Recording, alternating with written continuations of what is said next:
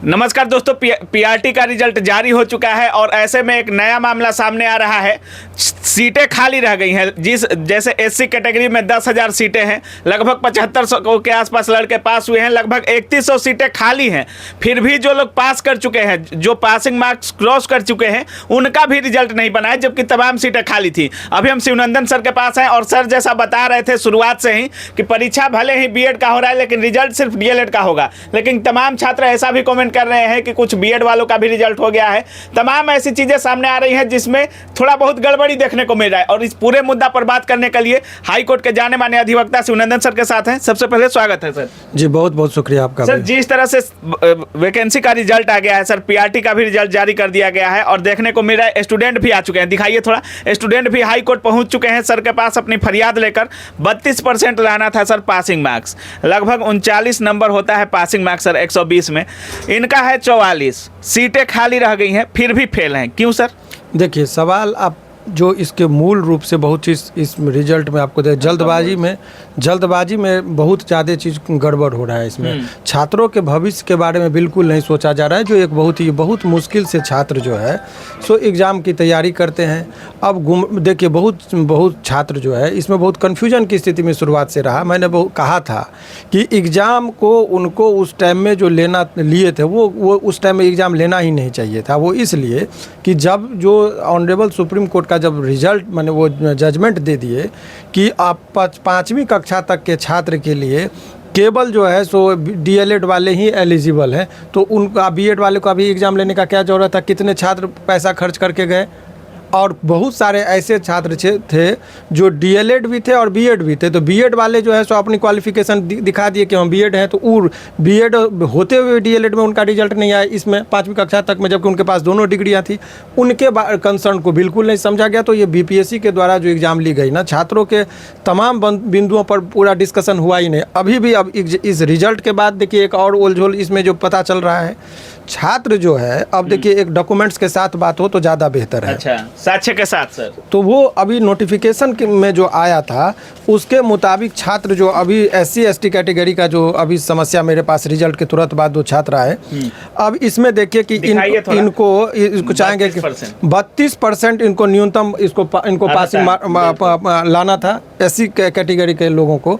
अब ये जो छात्र हैं इनको टोटल मार्क्स आया है 44। अब बोलिएगा कि 44 कैसे, तो वो भी उसका एक ओएमआर सीट का लाइए। ओएमआर सीट के मुताबिक आप देखिए जो इनका जो रिजल्ट है वो अभी वो चेक किए हैं। जो ये देखिए फाइनल आंसर की का जो है सो आप इसको काउंट करेंगे तो 44 मार्क्स इनको, क्योंकि निगेटिव नहीं था तो 44 मार्क्स इनको आया है। और 44 आने के बाद अब इनको पास होना चाहिए, क्योंकि 39 ही समथिंग बनता है। अब ऐसे परिस्थिति में अब इनका जो रिजल्ट जो आया है एससी कैटेगरी का, टोटल देखिए 7584 सीट जो है रिजल्ट दिया गया है, 7584। अब इसमें सीट की जो बचने की जो संख्या माने जो आप देखेंगे टोटल जो नंबर ऑफ वैकेंसी जो इसमें था, ये देखिए यहाँ पर टोटल सीट जो था महिलाओं के लिए 5352 और पुरुष का 5374 सीट, यानी कि टोटल लेंगे 10,726 सीट था। अब इसमें 784 का 7584 का रिजल्ट दिया गया, यानी कि टोटल 3142 सीट खाली रह गया। आप कह रहे हैं कि सीटें खाली रह गई और यहाँ पर ऐसे कैंडिडेट हैं, एक नहीं यहाँ पर इस तरह के हमारे पास 10-12 स्टूडेंट का भी लिस्ट आ गया है, जिसमें ये लोग जो है सो क्वालिफाई हैं। यदि जो 39 नंबर है उसे कई गुना ज़्यादा नंबर इन लोगों के पास है। किसी के पास 44 है, किसी के पास जो है सो 50 है, किसी के पास 62 है, इतना नंबर है, लेकिन फिर भी सीटें खाली रह गई।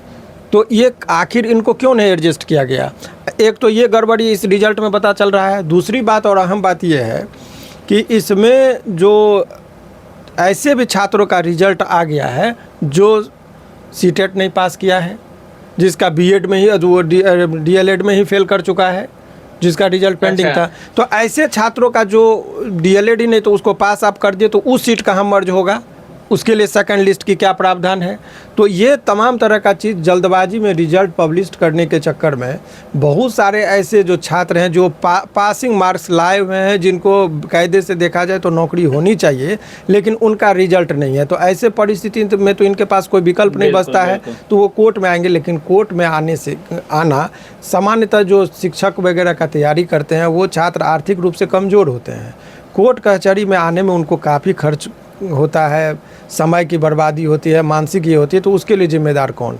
और ऐसे छात्र जो, चलिए ठीक है, डीएलएड वाले का आपने रिजल्ट दिया, बीएड के छात्र को आपने जो क्वालिफिकेशन, जब आप नोटिफिकेशन पढ़ेंगे उसमें स्पष्ट तरीके से उस टाइम में लिखा था कि आप 1 से 5वीं कक्षा तक के छात्र में, इधर दिखाइए, 101 से 5वीं कक्षा तक के में जो नियुक्ति होगी उसका जो क्वालिफिकेशन था उसमें बीएड वाले को भी लिया गया था। तो बीएड वाले को आपने उस टाइम में क्वालिफाई कर दिया। अब यदि उसको ऑनरेबल सुप्रीम कोर्ट के आदेशानुसार यदि उनको अलग किया जा रहा है, तो ऐसे परिस्थिति में उन छात्रों का पैसा रिटर्न होना चाहिए था कि नहीं होना चाहिए? क्योंकि वो गरीब छात्र हैं, बहुत मुश्किल से ये लोग ये करते हैं, उनके लिए क्या है। और ऐसे छात्र जो बीएड भी किए थे और डीएलएड भी किए थे, तो वो अपनी क्वालिफिकेशन में बीएड टिक कर दिया, डीएलएड इसलिए चूँकि हायर क्वालिफिकेशन, उनको लिए आपने अपॉर्चुनिटी नहीं दिया, जबकि वो बच्चा पास था, उनका रिजल्ट होना था, कायदे से उनको नौकरी मिलनी चाहिए थी। मतलब जो बीएड डीएलएड दोनों थे, तो वो तो नौकरी से वंचित रह गए। बिल्कुल बिल्कुल। तो ये सब बहुत सारा चीज़ है जिस बिंदुओं पर जानते हैं। कितना अंक लाए थे आप? 44 नंबर आ रहा है आपका। कौन सा कैटेगरी है? एससी कैटेगरी में। एससी कैटेगरी है। कितना पासिंग मार्क्स लाना था आपको? 38.40। 38.40। आपका कितना नंबर है? 42 नंबर है जी। कितना आपको लाना था? 38.4।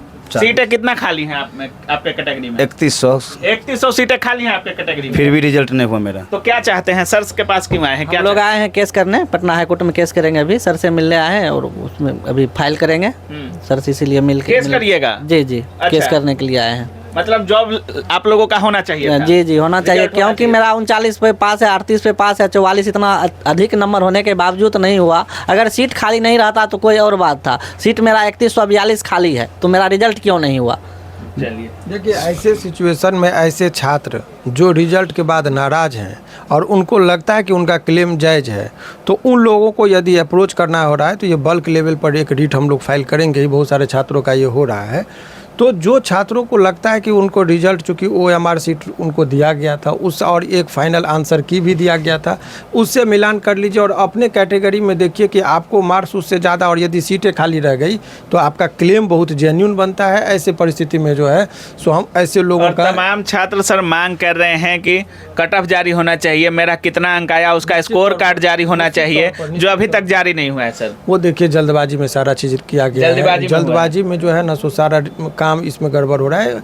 आप ऐसे छात्रों के हित के बारे में क्यों नहीं सोचे कि जो छात्र डीएलएड और बीएड दोनों थे और आज केवल रिजल्ट डीएलएड वाले का दिया, डीएलएड होते हुए भी और बीएड होते हुए भी उनका रिजल्ट नहीं है, तो उनके बारे में सर आप अब क्या आगे करने वाले हैं? अभी तो इसमें हम लोगों को जो अभी चेयरमैन साहब से थोड़ा रिक्वेस्ट कर सकते हैं क्या? रिक्वेस्ट तो हमारे इंटरव्यू, आपके चैनल का एक जिम्मेदार चैनल है जो बीएड के खबरों को हमेशा प्रकाशित की है, और आपके ही चैनल पर जब प्रकाशन हुआ तो जब नोटिफिकेशन आया तो शाम में उनका ट्वीट भी आया था। चूँकि खबर का एक माध्यम आप बने, तो एक बार फिर हम इनको ध्यान आकृष्ट कराते हैं कि देखिए छात्र बहुत ही निर्धन है, गरीब हैं, आर्थिक रूप से काफ़ी कमज़ोर होते हैं।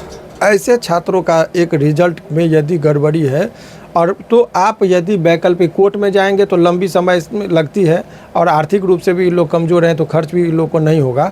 यदि आप कोई उसमें नोटिफिकेशन से यदि आप कुछ इसमें सुधार कर सकते हैं तो वो सूचना दे देंगे, तो ऐसे छात्र जो है सो कोर्ट कचहरी के पचड़े से बच सकते हैं। बिल्कुल, जिस तरह सर का कहना है कि सर क्लियर कर दीजिए, स्कोर कार्ड जारी कर दीजिए, कट ऑफ जारी कर दीजिए और सबका अंक क्लियर कर दीजिए कि आपका इतना अंक आ रहा है, इतना अंक के वजह से आप फेल कर रहे हैं, रिजल्ट बना है तो क्यों नहीं बना है, क्या कुछ मामला है, बीएड वालों का क्या मामला है। चूंकि 30 तारीख को बीएड वालों का भी सुनवाई है। सर शुरुआत से कहते रहे हैं कि बीएड वाले प्राथमिक में नहीं इंटर कर सकते हैं, एलिजिबल नहीं मानेगा, सुप्रीम कोर्ट का आदेश है।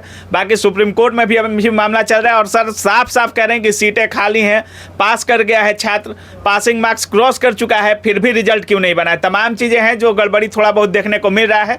सर से रिक्वेस्ट अभी किया जा रहा है कि सर थोड़ा इन सब विषयों पर जाँच किया जाए और हो सके तो सुधार किया जाए, नहीं तो देख सकते हैं छात्र साफ कह रहे हैं कि हम हाई कोर्ट में केस करने आए हैं। बाकी आप क्या कुछ सोच रहे हैं इस पूरे वीडियो के बारे में, अपनी राय कमेंट सेक्शन में जरूर रखिएगा। आप देख रहे थे काबिल न्यूज़। जय हिंद।